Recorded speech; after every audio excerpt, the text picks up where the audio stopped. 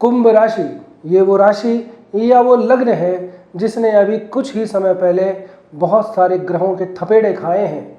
ये वो राशि है जिसने अतीत के अंदर बहुत सारी परेशानियों को अपने सर पे उठा करके जीवन को बड़ी खूबसूरती से जिया है। कंधों के ऊपर हर तरह का बोझ लेते हुए आगे बढ़ते चले गए। तब भी मैंने आप लोगों को कहा था कि वक्त है, गुजर जाएगा।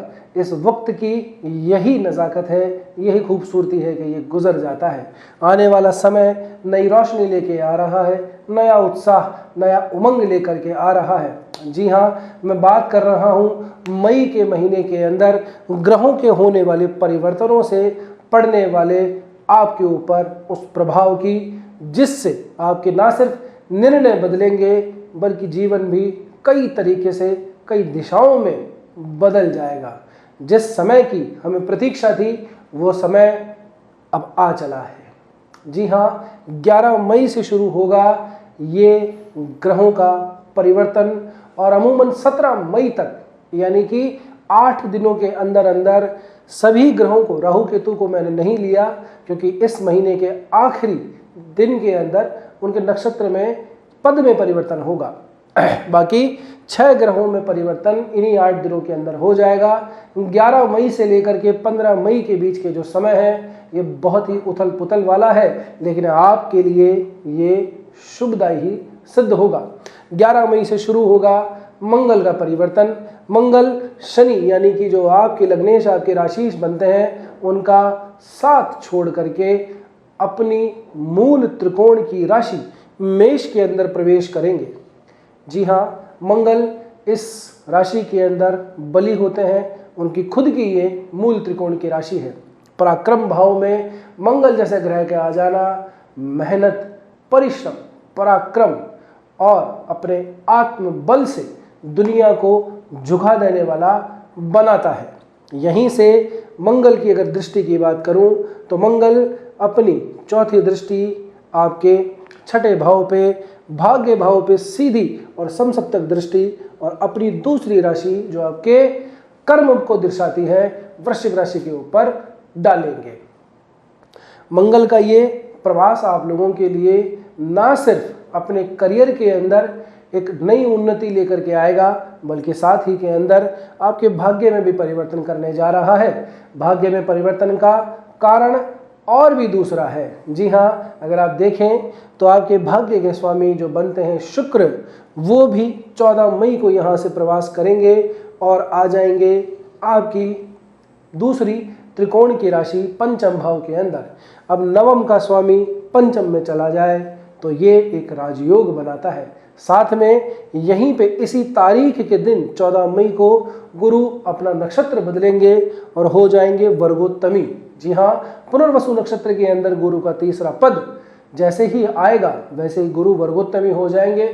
जब कोई ग्रह वर्गोत्तमी होता है तो चाहे वो कारक हो, अकारक हो या मारक हो, अपने शुभ फल देने में पूर्णतः समर्थ हो जाता है। यहीं पर बात खत्म नहीं होती है।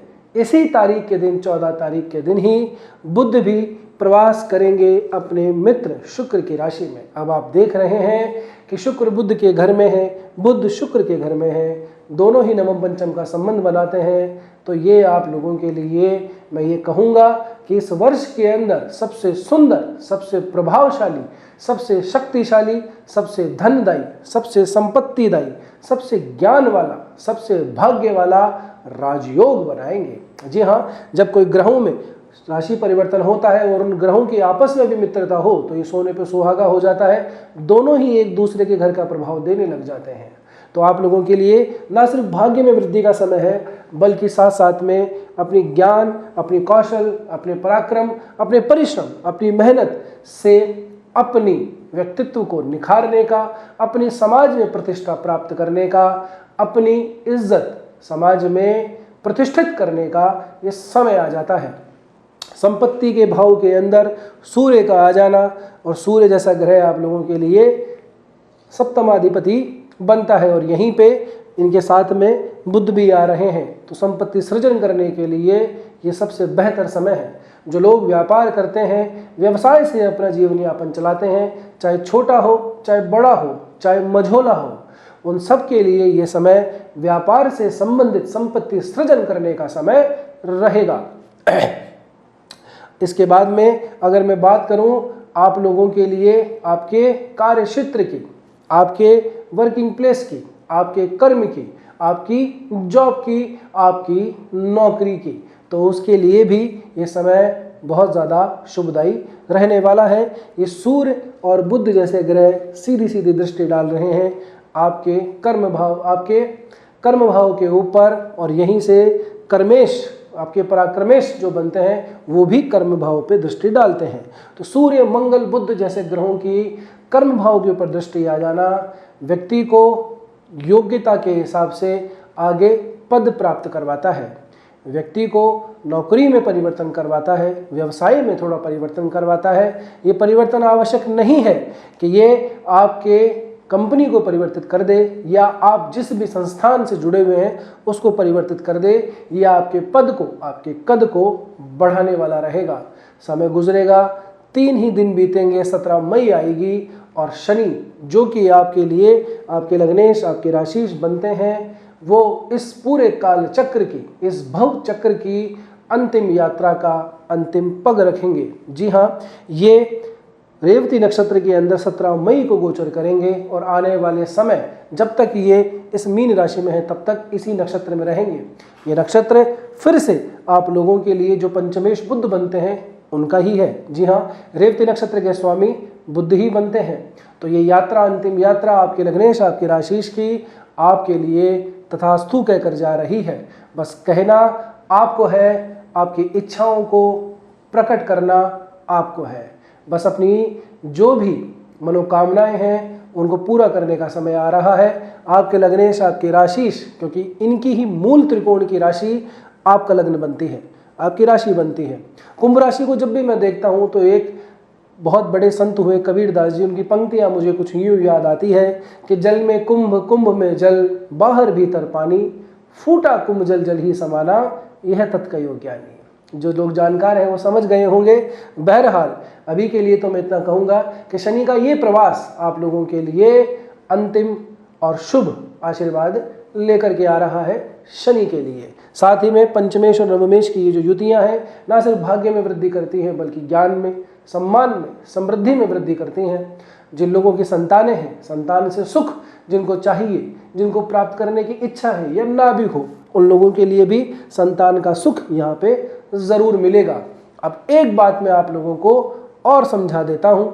यहाँ पे गुरु बैठे हैं, शुक्र आएंगे, नव भाग्येश पंचम में आएंगे, उनको उनका स्वागत करने के लिए बैठे हैं गुरु, और उसी दिन गुरु वर्गोत्तमी होंगे, पूर्ण प्रभाव में आ जाएंगे।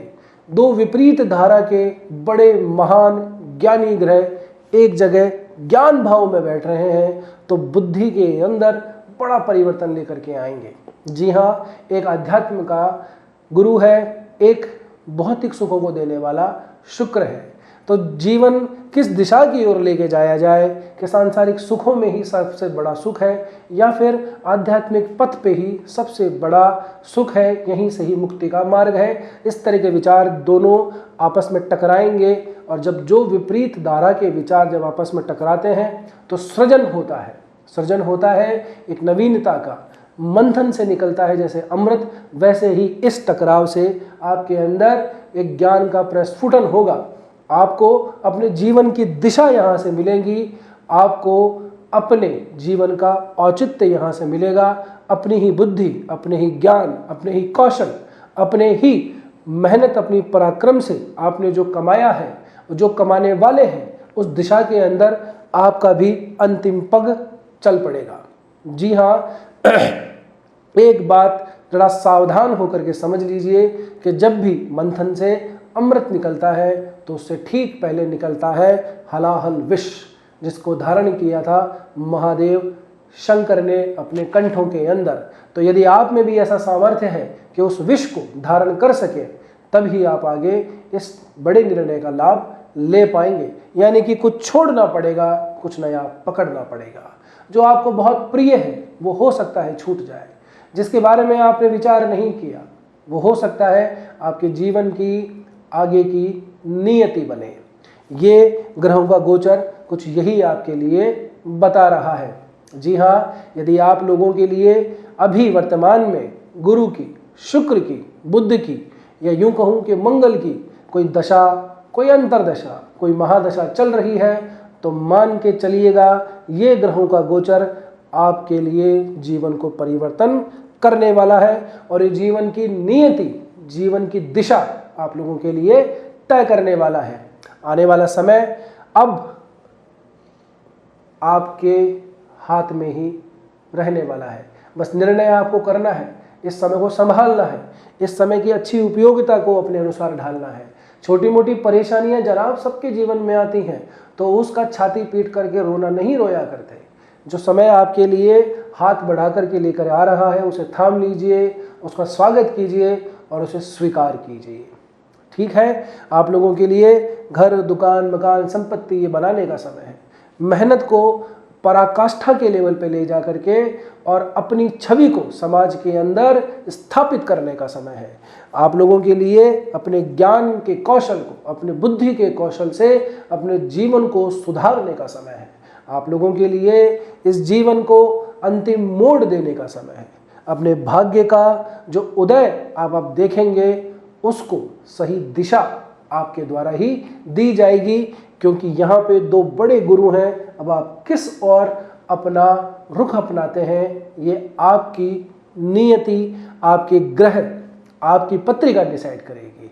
यदि सामान्य रूप से लोगों को समझ में नहीं आता है तो मैंने जैसे ही कहा, जिस भी ग्रह की दशा, अंतरदशा, प्रत्यंतरदशा चल रही है उन तीनों ग्रहों को पकड़ लीजिए और उसे फला लीजिए। आने वाला समय ऐसा ही रहेगा। ये मई का महीना ज़बरदस्त गर्मी वाला है, जेठ का महीना है, जेठ भी अब की बार 2 बार आएंगे।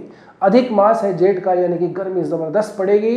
पसीना सिर्फ शरीर से ही नहीं निकलेगा, मंथन करके जो अमृत निकलेगा वो भी आप लोगों के लिए पसीना ही बनेगा। अपनी बुद्धि को आपस में घर्षित कीजिए, विचारों को घर्षण कीजिए और आगे की दिशा तय कीजिए। जो लोग रिलेशनशिप के अंदर हैं उन लोगों की भी नियति इसी महीने में निर्धारित हो जाएगी कि अब जिनके साथ में रह रहे हैं क्या उन्हीं के साथ में आगे का जीवन जीना है या फिर इस संबंध को, इस रिश्ते को अच्छा सा नाम दे करके यहीं छोड़ दिया जाए।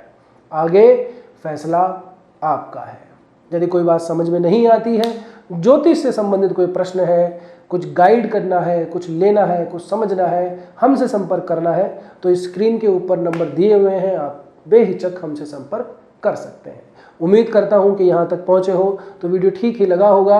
आपका सहयोग, आपका प्रेम, आपका सपोर्ट हमारे लिए मनोबल होता है।